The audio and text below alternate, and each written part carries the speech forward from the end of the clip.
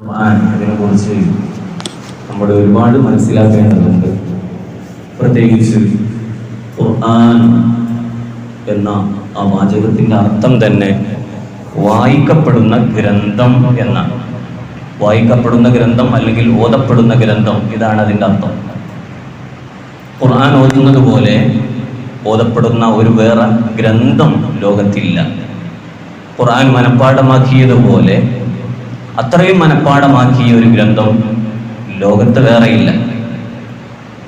ഏത് വിഷയം എടുത്തു നോക്കിയാൽ, ഭൗതികമാകട്ടെ അഭൗതികമാകട്ടെ, അതുപോലെ തന്നെ എല്ലാ വിഷയവും എടുത്തു നോക്കിയാലും അതിലേക്കുള്ളൊരു സൂചന വിശുദ്ധ ഖുർആനിൽ ഉണ്ട്.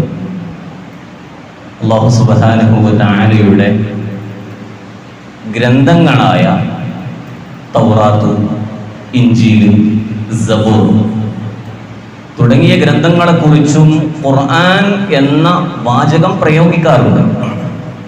വിശുദ്ധ ഖുർആനിൽ തന്നെ അങ്ങനെ പ്രയോഗിച്ചിട്ടുണ്ട്. സൂറത്തുൽ ഹിജ്ർ 90-91 ആയത്തുകളിലായി അല്ലാഹു പറയുന്നുണ്ട്, കമാ അൻസൽനാ അലൽ മുഖ്തസിമീൻ അല്ലദീന ജഅലുൽ ഖുർആന യളീൻ. എന്താണ് അതിൻ്റെ അർത്ഥം? തൗറാത്ത് സ്വീകരിക്കുന്നവരാണെന്ന് വാദിക്കുന്ന യഹൂദികൾ, ഇഞ്ചീൽ സ്വീകരിച്ച് ജീവിക്കുന്നവരാണെന്ന് വാദിക്കുന്ന നസ്റാനികൾ, ഈ രണ്ട് വിഭാഗങ്ങളും അവർക്ക് ഇഷ്ടപ്പെട്ടത് സ്വീകരിക്കുകയും ഇഷ്ടപ്പെടാത്തത് അവരുടെ ഗ്രന്ഥങ്ങളിൽ നിന്ന് തള്ളുകയും ചെയ്തു. അങ്ങനെ പ്രവർത്തിച്ചതിനാൽ അവരുടെ ഖുർആൻ അവർ ഓഹരി വെച്ചവരായി. അവിടെ അവരുടെ ഖുർആൻ എന്നാണ് വിശുദ്ധ ഖുർആൻ പ്രയോഗിച്ചത്. ചിലത് സ്വീകരിക്കും, ചിലത് സ്വീകരിക്കാതെ അവർ തള്ളുകയും ചെയ്യും. ഈ വിഷയം പറഞ്ഞപ്പോൾ വിശുദ്ധ ഖുർആൻ തന്നെ പറഞ്ഞത് അവരുടെ ഗ്രന്ഥങ്ങളെ കുറിച്ച് ഖുർആൻ എന്നതാണ്. ഇതുപോലെ ഇമാം ബുഖാരി റളിയല്ലാഹു അൻഹു സ്വഹീഹുൽ ബുഖാരിയിൽ മഹാനായ ദാവൂദ് നബി അലൈഹിസ്സലാമിനെ സംബന്ധിച്ച് സബൂർ ഗ്രന്ഥം ഓതുന്നതിനെ കുറിച്ച് പറഞ്ഞപ്പോൾ അവിടെയും ഖുർആൻ എന്ന് പ്രയോഗിച്ചിട്ടുണ്ട്. ഖുഫിഫ അലാ ദാവൂദൽ ഖുർആൻ. ദാവൂദ് നബി അലൈഹിസ്സലാമിന് ഖുർആൻ എളുപ്പമാക്കി കൊടുത്തു എന്ന് പറഞ്ഞതിൻ്റെ ഉദ്ദേശം സബൂർ എളുപ്പമാക്കി കൊടുത്തു എന്നതാണ്. ഇനിയും നോക്കൂ, മഹാനായ അഷ്റഫുൽ ഖൽഖ് മുഹമ്മദുർ റസൂലുള്ളാഹി സ്വല്ലല്ലാഹു അലൈഹി വസല്ലമ തങ്ങൾ പ്രസവിക്കപ്പെട്ട ഉടനെ അവിടുത്തെ പിതാമഹൻ അബ്ദുൽ മുത്തലിബ് വിശുദ്ധ കഅബാലയത്തിന്റെ അടുത്തേക്ക് ഹബീബായ മുഹമ്മദുർ റസൂലുള്ളാഹി സ്വല്ലല്ലാഹു അലൈഹി വസല്ലമ തങ്ങളെയും എടുത്തു കൊണ്ടുവന്ന് ചൊല്ലിയ പദ്യം നമ്മൾ സാധാരണ ശറഫുൽ അനാം മൗലിദിൽ ഓതാറില്ലേ? ഫഅഖദഹു ജദ്ദുഹു അബ്ദുൽ മുത്തലിബി. മഹാനായ അബ്ദുൽ മുത്തലിബ് നബി സല്ലല്ലാഹു അലൈഹി വസല്ലമ തങ്ങളെ എടുത്തു. വഅദ്ഖലഹുൽ കഅബ. എന്നിട്ട് കഅബയുടെ സമീപത്തേക്ക് കൊണ്ടുപോയി. വഖാമ ഇൻദഹാ യദുല്ലാഹ. അങ്ങനെ അവിടെ വെച്ച് അല്ലാഹുവിനോട് പ്രാർത്ഥന നടത്തി. വയഷ്കുറുഹു അസ്സ വജല്ല അലാ മാ അഅതാഹു. ഈ കുട്ടിയെ നൽകിയതിന്റെ പേരിൽ അല്ലാഹുവിന് ധാരാളം ശുക്ർ ചെയ്യുകയും ചെയ്തു. വറുവിയ റിപ്പോർട്ട് ചെയ്യപ്പെട്ടിട്ടുണ്ട്, അന്നഹു ഖാല, തീർച്ചയായും അബ്ദുൽ മുത്തലിബ് പറഞ്ഞിട്ടുണ്ട്, യൗമഇദിൻ ശിഅറാ, ആ സമയത്ത് ഒരു പാട്ട് പാടി. എന്താണ് ആ പാട്ട്? അൽഹംദുലില്ലാഹില്ലദീ അഅതാനി ഹാദൽ ഗുലാമ ത്വയ്യിബൽ അർദാനി ഖസാദ ഫിൽ മഹ്ദി അലൽ ഗിൽമാനി ഉഈദുഹു ബിൽ ബൈതി ദിൽ അർകാനി ഹത്താ അറാഹു ബാലിഗൽ ബയാനി ഉഈദുഹു മിൻ ശർരി ദീ ശൻആനി മിൻ ഹാസിദിൻ മുത്താരിബിൽ ഐനാനി അൻതല്ലദീ സുമ്മിത ഫിൽ ഖുർആനി യാ റബ്ബി സല്ലി അലൻ നബി മുഹമ്മദി മുൻജിൽ ഖലായിഖി ഫീ ഗദീ. അവിടെ നോക്കൂ, നബി സല്ലല്ലാഹു അലൈഹി വസല്ലമ തങ്ങൾ അങ്ങനെ വർണ്ണിച്ച് അബ്ദുൽ മുത്തലിബ് പാടി പാടി പാടി അവിടെ പറയുന്നു, അന്തല്ലദീ സുമ്മീത ഫിൽ ഖുർആനി. ഈ കുട്ടി അന്ത അങ്ങ്, അല്ലദീ എങ്ങനെയുള്ള കുട്ടിയാണ്, സുമ്മീത ഫിൽ ഖുർആനി ഖുർആനിൽ പേര് പറയപ്പെട്ട കുട്ടിയാണ് എന്ന് പറയുമ്പോൾ സല്ലല്ലാഹു അലൈഹി വസല്ലമ തങ്ങൾക്ക് പ്രസവിച്ച ഉടനെ ഖുർആൻ നൽകിയിട്ടില്ലല്ലോ. സല്ലല്ലാഹു അലൈഹി വസല്ലമ തങ്ങൾ അവിടത്തേക്ക് 40-ാമത്തെ വയസ്സിലാണല്ലോ ഖുർആൻ ലഭിക്കുന്നത്. പിന്നെ എന്തുകൊണ്ടാണ് അബ്ദുൽ മുത്തലിബ് അന്തല്ലദീ സുമ്മീത ഫിൽ ഖുർആനി, ഖുർആനിൽ പേര് പറയപ്പെട്ടവരാണല്ലോ എന്ന് പാടിയത്?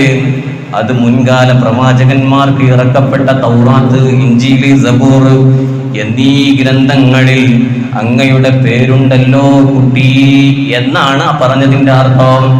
അപ്പോൾ അള്ളാഹുവിന്റെ ഗ്രന്ഥങ്ങളായ തൗറാത്ത്, ഇഞ്ചീല്, സബൂർ എന്നീ ഗ്രന്ഥങ്ങൾക്കും ഖുർആൻ എന്ന് പറയുമെങ്കിലും നമ്മൾ മനസ്സിലാക്കേണ്ടത് സാധാരണഗതിയിൽ ഖുർആൻ എന്നതുകൊണ്ട് ഉദ്ദേശിക്കുന്നത് അഷ്റഫുൽ ഖൽഖ് മുഹമ്മദുർ റസൂലുള്ളാഹി സ്വല്ലല്ലാഹു അലൈഹി വസല്ലമ തങ്ങൾക്ക് 40-ാമത്തെ വയസ്സിൽ ഇറക്കപ്പെട്ട ഫുർഖാനുൽ അദീം എന്ന ഗ്രന്ഥത്തിനാണ് ഖുർആൻ എന്ന് സാധാരണഗതിയിൽ പ്രയോഗിക്കാറുള്ളത്. അള്ളാഹുവിന്റെ മറ്റു ഗ്രന്ഥങ്ങളായ തൗറാത്ത്, ഇഞ്ചീല്, സബൂർ എന്നിവക്കും ഖുർആൻ എന്ന് പ്രയോഗിക്കാറുണ്ട്. അപ്പൊ ഖുർആൻ അതിന് പറഞ്ഞിട്ടുണ്ടല്ലോ എന്ന് നമ്മൾ മനസ്സിലാക്കുമ്പോൾ യഥാർത്ഥത്തിൽ ഇതിന്റെ ഒരു ഗ്രാഹ്യശക്തിയിലൂടെ അല്ലെങ്കിൽ ഇതിലൂടെ നമുക്ക് മനസ്സിലാക്കി തരുന്നത് ഈ രൂപത്തിലാണ്. വിശുദ്ധ ഖുർആൻ വന്നതോടുകൂടെ മറ്റു ഗ്രന്ഥങ്ങളെല്ലാം നുസ്ഖായി പോയി എന്ന് പറഞ്ഞാൽ എല്ലാം ദുർബലപ്പെട്ടു. പിന്നെ നമ്മൾ നോക്കേണ്ടത് ഖുർആൻ മുഖേനയാണ്. وأنزلنا إليك الكتاب بالحق مصدقا لما بين يديه من الكتاب ومهيمنا عليه. സൂറത്തുൽ മാഇദയിലെ 48-ാമത്തെ ആയത്തിൽ കാണാം, നബിയേ ഹഖായ ഗ്രന്ഥം അങ്ങേക്ക് നാം അവതരിപ്പിച്ചിരിക്കുന്നു, മറ്റു ഗ്രന്ഥങ്ങളെ ശരിവെക്കുന്നതും മാത്രമല്ല, ശരിവെച്ചു എന്ന് മാത്രമല്ല, അതിനേക്കാൾ മറികടക്കുന്നതുമായ ഗ്രന്ഥമാണ് അങ്ങേക്ക് ഇറക്കപ്പെട്ട ഫുർഖാനുൽ അദീം. അപ്പൊ ഫുർഖാനുൽ അദീമായ വിശുദ്ധ ഖുർആൻ ഒഴികെയുള്ള മറ്റു വേദഗ്രന്ഥങ്ങൾ എന്ന് പറഞ്ഞാൽ അള്ളാഹു ഇറക്കിയ തൗറാത്ത്, ഇഞ്ചീൽ, സബൂർ ഈ ഗ്രന്ഥങ്ങളൊക്കെ ദുർബലപ്പെട്ടു. പിന്നെ നമ്മൾ വിധി കണ്ടെത്തേണ്ടത് ഇഞ്ചീൽ നോക്കിയല്ല, വിധി കണ്ടെത്തേണ്ടത് സബൂർ നോക്കിയല്ല, തൗറാത്ത് നോക്കിയല്ല. പിന്നെ അതൊന്നും നമ്മൾ നോക്കേണ്ടതില്ല. നമ്മൾ നോക്കേണ്ടത് ഖുർആൻ നോക്കിയിട്ടാണ്. അങ്ങനെ മാത്രമല്ല, ഇന്ന് യഥാർത്ഥത്തിലുള്ള ഒരു തൗറാത്ത് കിട്ടാനില്ല, സബൂർ കിട്ടാനില്ല, ഇഞ്ചീൽ കിട്ടാനില്ല. കാരണം അതിലൊക്കെ മനുഷ്യന്റെ കൈകടത്തലുകൾ വന്നിട്ടുണ്ട്. അതുകൊണ്ടാണല്ലോ എത്ര തവണ ബൈബിൾ തിരുത്തലുകൾ വന്നിട്ടുണ്ട്. അതേ രൂപത്തിൽ സുബ്ഹാനല്ലാഹ് മനുഷ്യ കൈകടത്തലുകൾ സംഭവിച്ചിട്ടുണ്ട്. എന്നാൽ ഖിയാമത്ത് നാൾ വരെയുള്ള മനുഷ്യർക്ക് അവലംബമായി, പ്രമാണമായി വിശുദ്ധ ഖുർആൻ ഖിയാമത്ത് നാൾ വരെ നിലനിൽക്കുന്നതാണ്. അപ്പോൾ തൗറാത്തും ഇഞ്ചീലും സബൂറും നോക്കി നാം വിധി കണ്ടെത്തിയാൽ അത് അല്ലാഹുവിനോടുള്ള കടന്നാക്രമണമാണ്, ഖുർആനിനോടുള്ള കടന്നാക്രമണമാണ്. അതൊരിക്കലും ചെയ്യാൻ പാടില്ല. ഇഞ്ചീൽ അനുസരിച്ചേ ഞാൻ ജീവിക്കൂ എന്ന് ഇനി പറയാൻ പാടില്ല. തൗറാത്ത് അനുസരിച്ചേ ഞാൻ ജീവിക്കൂ എന്ന് പറയാൻ പാടില്ല. അതുപോലെ തന്നെ സബൂർ അനുസരിച്ചേ ഞാൻ ജീവിക്കൂ എന്ന് പറയാൻ പാടില്ല. കാരണം അതൊക്കെ ഖുർആൻ വന്നതോടുകൂടെ നുസ്ഖായി പോയിട്ടുണ്ട്. ഇനി നമ്മൾ നോക്കേണ്ടത് ഖുർആൻ മുഖേനയാണ്. അത് അല്ലാഹു സുബ്ഹാനഹു വ തആല അഷ്റഫുൽ ഖൽഖ് മുഹമ്മദുർ റസൂലുള്ളാഹി സ്വല്ലല്ലാഹു അലൈഹി വസല്ലമ തങ്ങൾക്ക് ഇറക്കപ്പെട്ടതും മറ്റു ഗ്രന്ഥങ്ങളെക്കാൾ പവിത്രതയുള്ളതുമായ ഗ്രന്ഥമാക്കി അല്ലാഹു സുബ്ഹാനഹു വ തആല ഇറക്കുകയും ചെയ്തു. എന്താണ് അതിന്റെ പവിത്രത? അഷ്റഫുൽ ഖൽഖ് മുഹമ്മദ് റസൂലുള്ളാഹി സ്വല്ലല്ലാഹു അലൈഹി വസല്ലമ തങ്ങൾ തന്നെ പറയുന്നുണ്ടല്ലോ, ഓതിയാൽ തന്നെ ധാരാളം പുണ്യങ്ങൾ ലഭിക്കുന്ന ഗ്രന്ഥമാണ് ഖുർആൻ. ഇഞ്ചീൽ ഓതിയാൽ അത്ര പ്രതിഫലം കിട്ടുന്നില്ല, തൗറാത്ത് ഓതിയാൽ അത്ര പ്രതിഫലം കിട്ടുന്നില്ല, സബൂർ ഓതിയാൽ അത്ര പ്രതിഫലം കിട്ടുന്നില്ല. നബി സല്ലല്ലാഹു അലൈഹി വസല്ലമ തങ്ങൾ പറഞ്ഞതായി ഇമാം തുർമുദി റളിയല്ലാഹു അൻഹു റിപ്പോർട്ട് ചെയ്യുന്ന ഹദീസിൽ കാണാൻ കഴിയും. ഖാല റസൂലുള്ളാഹി സ്വല്ലല്ലാഹു അലൈഹി വസല്ലം, നബി സല്ലല്ലാഹു അലൈഹി വസല്ലം തങ്ങൾ പറയുകയാണ്, മൻ ഖറഅ ഹർഫൻ മിൻ കിതാബില്ലാഹി, വല്ലവരും അല്ലാഹുവിന്റെ ഗ്രന്ഥത്തിൽ നിന്ന് വിശുദ്ധ ഖുർആനിൽ നിന്ന് ഒരു ഹർഫ് പാരായണം ചെയ്താൽ, എത്ര? ഒരു ഹർഫ് ഒരാൾ പാരായണം ചെയ്തു, എന്നാൽ ഫലഹു ബിഹി ഹസന, അവനിക്കുണ്ട് ആ പാരായണം ചെയ്തതിന്റെ കാരണമായിട്ട് ഹസനത്തുൻ, ഒരു ഹസനത്തുണ്ട്. അത് പറഞ്ഞതിന് ശേഷം നബി സല്ലല്ലാഹു അലൈഹി വസല്ലമ തങ്ങൾ പറയുന്നു, വൽ ഹസനതു ബിഅശ്രി അംസാലിഹാ, ഒരു ഹസനത്തിന് അല്ലാഹു സുബ്ഹാനഹു വ തആല നൽകുന്നത് 10 പ്രതിഫലമാണ്. ഒരു ഹസനത്തിന് 10 പ്രതിഫലം. എന്നിട്ട് നബി സല്ലല്ലാഹു അലൈഹി വസല്ലമ തങ്ങൾ പറയുന്നു, ലാ അഖൂലു അലിഫ് ലാം മീം ഹർഫുൻ, അലിഫ് ലാം മീം എന്നുള്ളതിനെ കുറിച്ച് ഞാൻ ഒരു ഹർഫാണ് എന്ന് പറയുന്നില്ല. വലാകിൻ, എങ്കിലും അലിഫ് ലാം മീം എന്ന് പറഞ്ഞതിൽ അലിഫുൻ ഹർഫുൻ, അലിഫ് എന്നുള്ളത് ഒരു ഹർഫാണ്, വലാമുൻ എന്നുള്ളത് മറ്റൊരു ഹർഫാണ്, വമീമുൻ ഹർഫുൻ, മീമുൻ എന്നുള്ളത് മറ്റൊരു ഹർഫാണ്. അപ്പോൾ ഒരു അലിഫ് ലാം മീം എന്ന് ഓതുമ്പോൾ തന്നെ അലിഫിന് 10 പ്രതിഫലം, ലാമിന് 10 പ്രതിഫലം, മീമിന് 10 പ്രതിഫലം. കാരണം ഒരു ഹർഫിന് 10 ഹസനത്ത് അല്ലാഹു രേഖപ്പെടുത്തുകയാണ്. അപ്പൊ 2 ഹർഫാകുമ്പോൾ 20 ഹസനത്തായി. അതുപോലെ തന്നെ മീം ഓതുമ്പോഴേക്ക് 30 പ്രതിഫലം അല്ലാഹു സുബ്ഹാനഹു വ തആല നൽകുകയാണ്. ഇങ്ങനെ ഒരു പാരായണം ചെയ്യുന്നതനുസരിച്ച്, അല്ലെങ്കിൽ ഓരോ ഹർഫനുസരിച്ച് പ്രതിഫലം കിട്ടുന്ന, അതോ ഒരു പ്രതിഫലമല്ല 10 പ്രതിഫലം ഒരു ഹസനത്തിന് രേഖപ്പെടുത്തുന്ന ഒരു ഗ്രന്ഥം അത് വിശുദ്ധ ഖുർആൻ മാത്രമാണ്. വേറെ ഒരു ഗ്രന്ഥത്തിനും ഇത്ര ഒരു പുണ്യം ലഭിക്കുന്നതില്ല. നോക്കൂ എന്താണ് ഖുർആനിന്റെ മഹത്വം. ഇനി നോക്കൂ, വിശുദ്ധ ഖുർആൻ ധാരാളം പാരായണം ചെയ്യുന്ന ആളുകൾക്ക് കിട്ടുന്ന പ്രതിഫലം സല്ലല്ലാഹു അലൈഹി വസല്ലമ തങ്ങൾ പറയുന്നു, ഇഖ്റഉൽ ഖുർആൻ, നിങ്ങൾ ഖുർആൻ പാരായണം ചെയ്യണേ. ഫഇന്നഹു, തീർച്ചയായും ആ ഖുർആൻ യഅതി യൗമൽ ഖിയാമ, ഖിയാമത്ത് നാളിൽ വരുന്നതാണ്. എങ്ങനെ? ഷഫീഅൻ ലി അസ്ഹാബിഹി, അതിന്റെ ആളുകൾക്ക് റെക്കമെൻഡ് ചെയ്യുന്നവരായിട്ട് വരുന്നതാണ്, ശുപാർശ ചെയ്യുന്നവരായിട്ട് നാളെ ആഖിറത്തിൽ വരുന്നത് ഖുർആനാണ്. എന്തേ ഖുർആൻ വരില്ലേ? വരും, തീർച്ചയായും. എത്ര തോനെ നമ്മൾ ഖുർആൻ ഓതിയതിന് ശേഷം ആ ഖുർആൻ ധാരാളം ഖത്മോദി ഖുർആൻ ഇങ്ങനെ നമ്മുടെ അലമാരയിൽ വെച്ചു എന്ന് കരുതുക.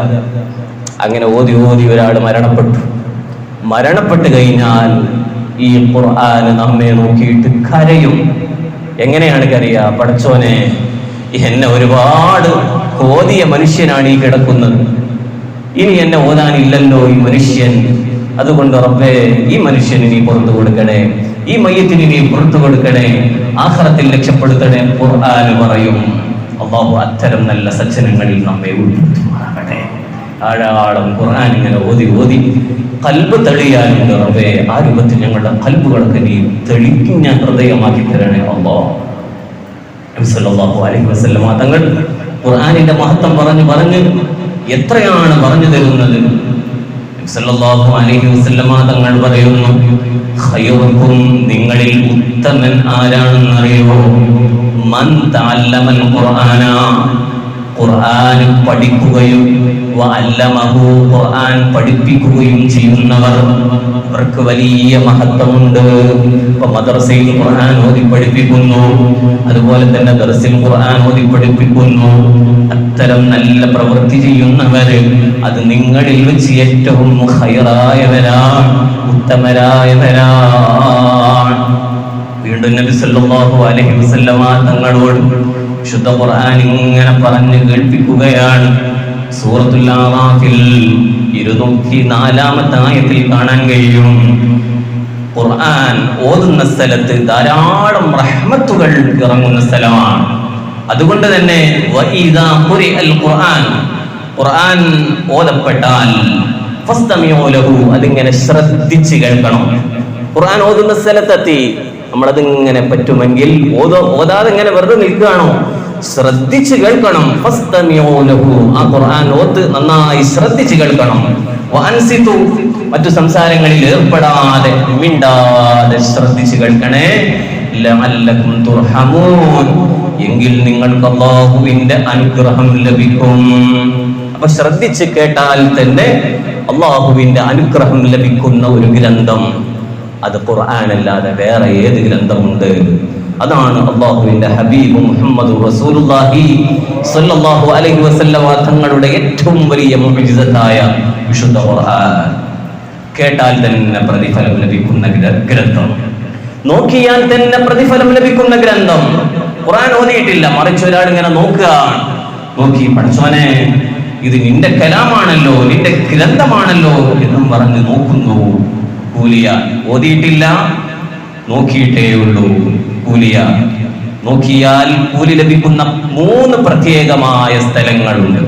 ഒരുപാട് എണ്ണിയിട്ടുണ്ടെങ്കിലും അതിൽ ഏറ്റവും പ്രധാനപ്പെട്ട 3 എണ്ണം. ഒന്ന്, വിശുദ്ധമായ കഅബാലയം. തവാഫ് ചെയ്തിട്ടില്ല, ഒന്നും ചെയ്തിട്ടില്ല, റബ്ബേ നിന്റെ ഭവനമാണല്ലോ, കഅബാലയത്തിലേക്ക് ഇങ്ങനെ നോക്കുന്നു. കൂലിയ, അല്ലാഹുവേ നിന്റെ ഭവനത്തിൽ ചെന്ന് ഹജ്ജും ഉംറയും സിയാറത്തും ചെയ്യാനുള്ള തൗഫീഖ് ഞങ്ങൾക്ക് നൽകണേ അല്ലാഹ്. മറ്റൊന്ന് വജ്ഹു ഉമ്മിക, ഉമ്മയുടെ മുഖമാണ്. ഉമ്മയുടെ മുഖത്തേക്ക് ഇങ്ങനെ നോക്കുന്നത് വലിയ പുണ്യമാണ്. മറ്റൊന്ന് വിശുദ്ധ ഖുർആനാണ്. ഖുർആനിലേക്ക് നോക്കുന്നത് തന്നെ പ്രതിഫലം. സുബ്ഹാനല്ലാഹ്, നിങ്ങൾ നോക്കൂ, കേട്ടാൽ പ്രതിഫലം, നോക്കിയാൽ പ്രതിഫലം. എന്നാൽ പാരായണം ചെയ്താലോ ഒരു ഹർഫിന് 10 പ്രതിഫലം. നേരത്തെ അതിന്റെ ഹദീസ് വായിച്ചല്ലോ. ഇനി നോക്കൂ, നബി സല്ലല്ലാഹു അലൈഹി വസല്ലമ തങ്ങൾ പറയുന്നു, ലാ തജ്അലൂ ബുയൂതകും മഖാബിറ, നിങ്ങളുടെ വീടുകൾ നിങ്ങൾ മഖ്ബറകളാക്കരുത്. ഒരു ഹദീസാണ്, ഇമാം മുസ്ലിം റളിയല്ലാഹു അൻഹു റിപ്പോർട്ട് ചെയ്യുന്ന ഹദീസിൽ കാണാൻ കഴിയും, നിങ്ങളുടെ വീടുകൾ നിങ്ങൾ മഖ്ബറകളാക്കരുത്. ഇതിന് 2 വ്യാഖ്യാനം പണ്ഡിതന്മാർ പറഞ്ഞു തരുന്നു. ഒന്ന്, ലാ തജ്അലൂ ബുയൂതകും മഖാബിറ, നിങ്ങളുടെ വീടുകൾ നിങ്ങൾ മഖ്ബറകളാക്കരുത് എന്ന് പറഞ്ഞതിന്റെ അർത്ഥം എന്താണ്? ഒന്ന്, ആളുകളെ മറവ് ചെയ്യാനല്ല വീട് ഉപയോഗിക്കേണ്ടത്. വീട് ജീവിക്കാൻ വേണ്ടി ഉപയോഗിക്കേണ്ട സ്ഥലമാണ്. അതിനാൽ വീട്ടിലല്ല ഖബർ ഉണ്ടാക്കേണ്ടത്, മറിച്ച് മുസ്ലിമീങ്ങളെ മറവ് ചെയ്യപ്പെടുന്ന ഖബർസ്ഥാനിലാണ് മറവ് ചെയ്യപ്പെടേണ്ടത്. ഒരു വ്യാഖ്യാനം.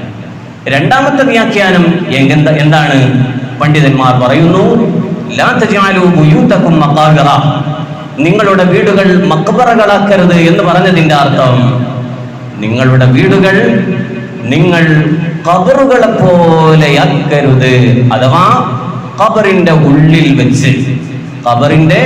ഉള്ളിൽ വെച്ച് സാധാരണഗതിയിൽ ആരും ഖുർആൻ ഓതാറില്ല. മനസ്സിലാക്കണേ, സാധാരണഗതിയിൽ ആരും ഖുർആൻ ഓതാറില്ല എന്ന് അങ്ങനെ പറഞ്ഞതിന്റെ അർത്ഥം, അസാധാരണമായി മുഅ്ജിസത്ത് കൊണ്ടോ അല്ലെങ്കിൽ കറാമത്ത് കൊണ്ടോ, മുഅ്ജിസത്ത് കൊണ്ട് അമ്പിയാക്കന്മാരോ, കറാമത്ത് കൊണ്ട് ഔലിയാക്കന്മാരോ, അള്ളാഹു കൊടുത്ത കഴിവ് കൊണ്ട് ചിലപ്പോൾ ഖബറിൽ വെച്ച് ഖുർആൻ പാരായണം ഓതിയേക്കാം. അത് അസാധാരണ കഴിവാണ്. അത് രണ്ടും രണ്ടായിട്ട് മനസ്സിലാക്കണം. പക്ഷേ സാധാരണഗതിയിൽ ആരും ഖബറിന്റെ ഉള്ളിൽ വെച്ച് ഖുർആൻ ഓതാറില്ല.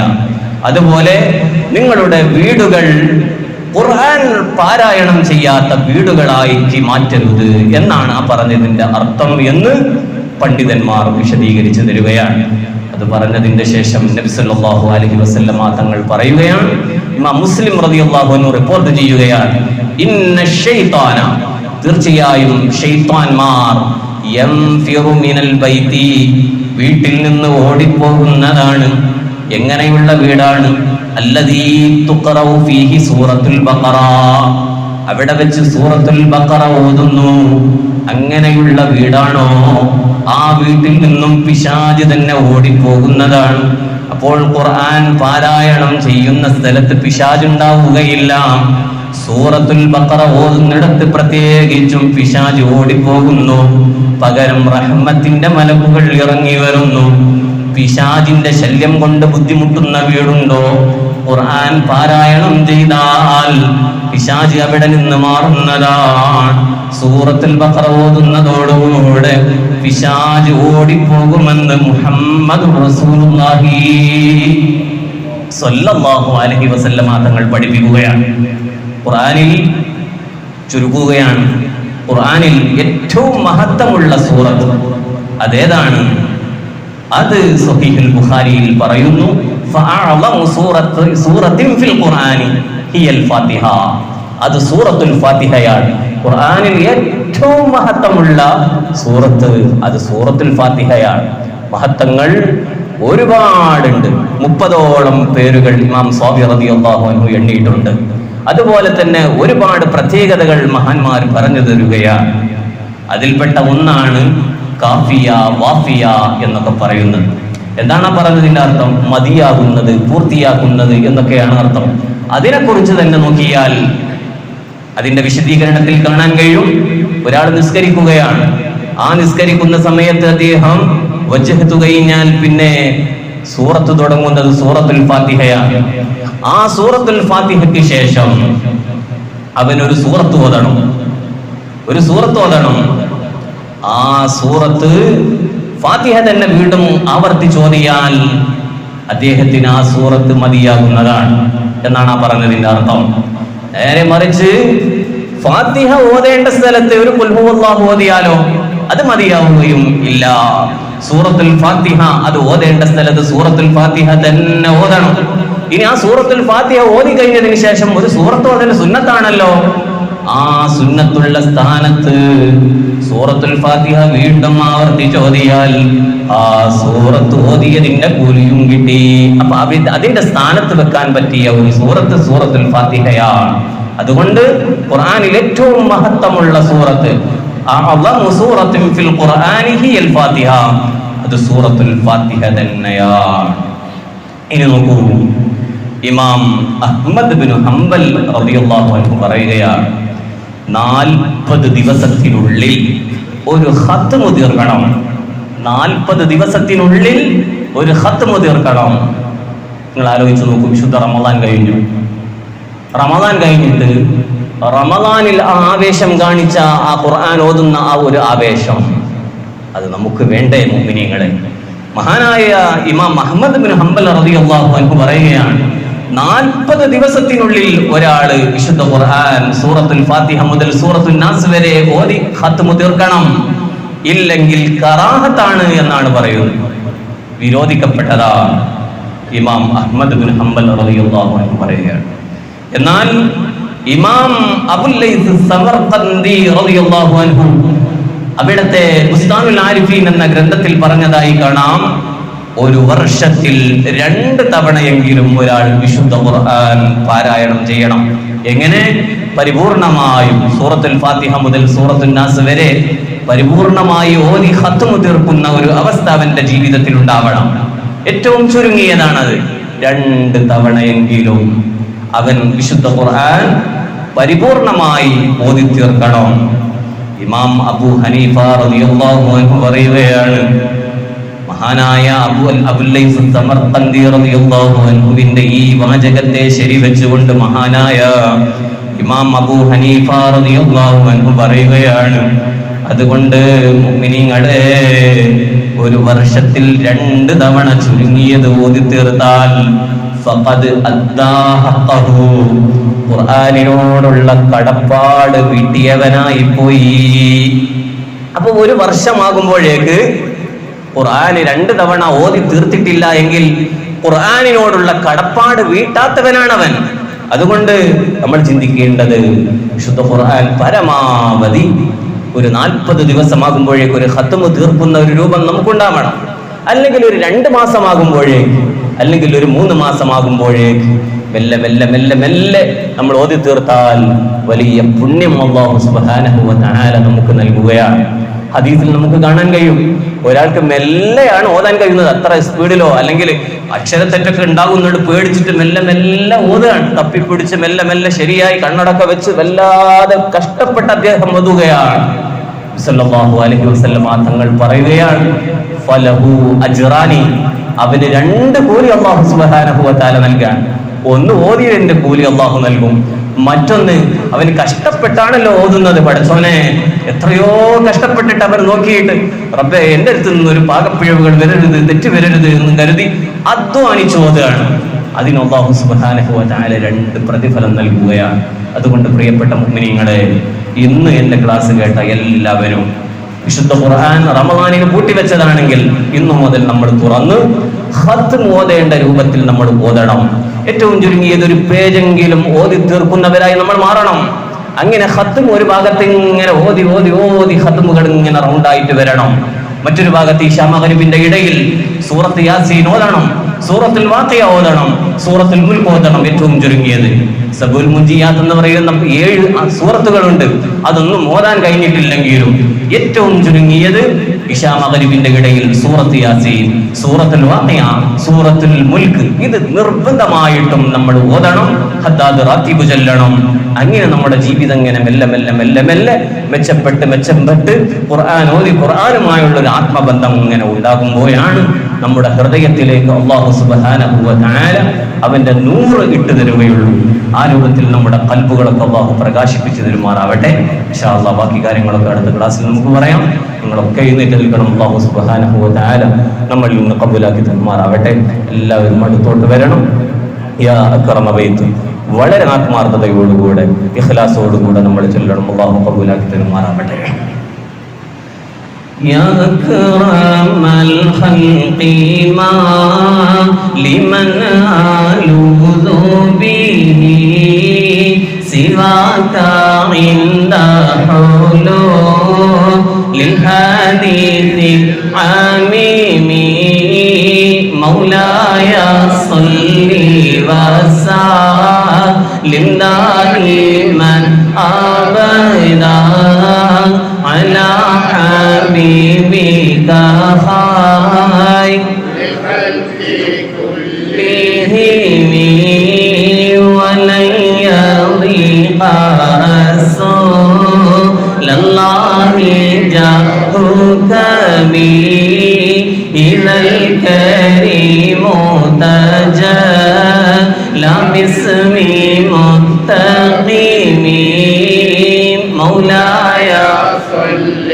وسلم دائما أبدا على حبيبك خير الخلق كلهم فإن من جودك دنيا وضرتها ومن علومك علم اللوح والقلم مولاي صل وسلم دائما أبدا على حبيبك خير الخلق كلهم يا نفس لا تقنطي من زلة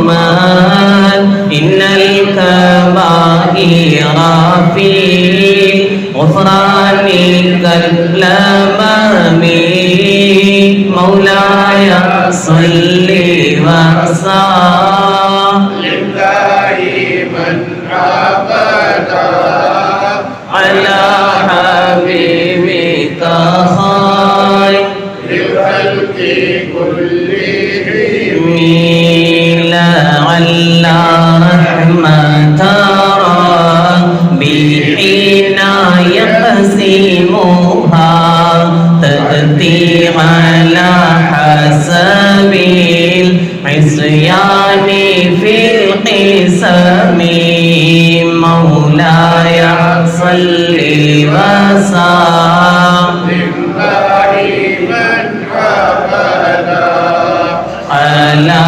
حبيبك خير الخلق كلهم يا ربي واجعل رجائي غير منعكس لديك واجعل حسابي بغير منخرم مولاي صل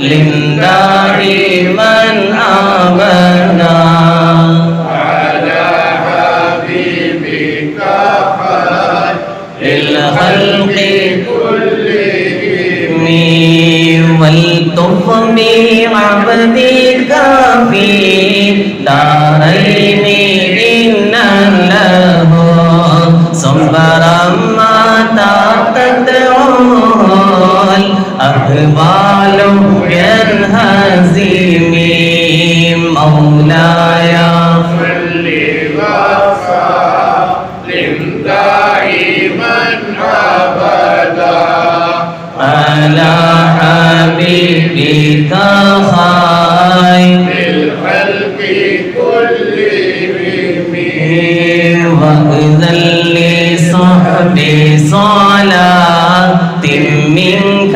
دائمة على النبي بمنهل ومنسجم مولاي صل وسلم دائما أبدا على حبيبك خير الخلق كلهم والآل والصحب ثم التابعين له أهل التقى والنقى والحلم والكرم مولاي صل وسلم دائما أبدا على حبيبك خير الخلق كلهم ما رنهت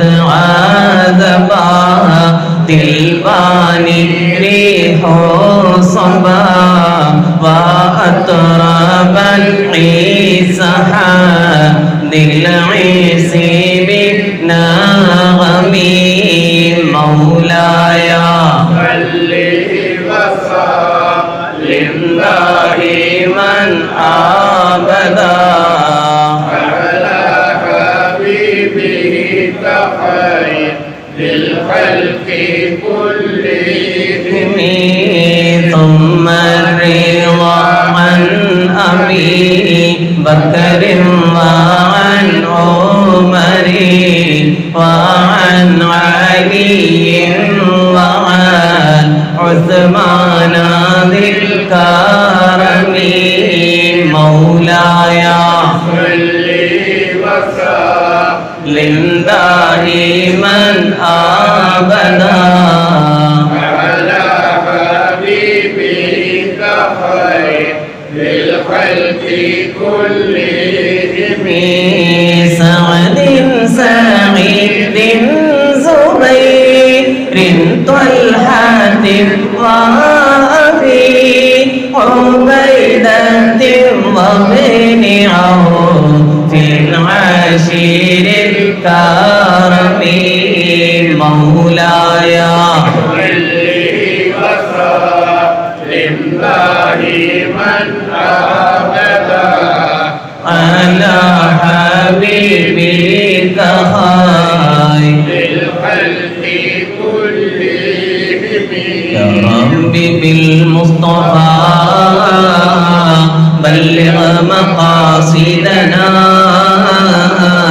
واغفر لنا ما مضى يا واسع الكرم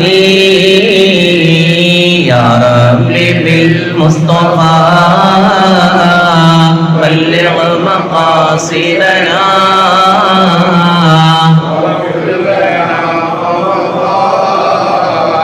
يا واسع الكرم يا رب بالمصطفى بلغ مقاصدنا واغفر لنا ما مضى يا واسع الكرم مولاي صل وسلم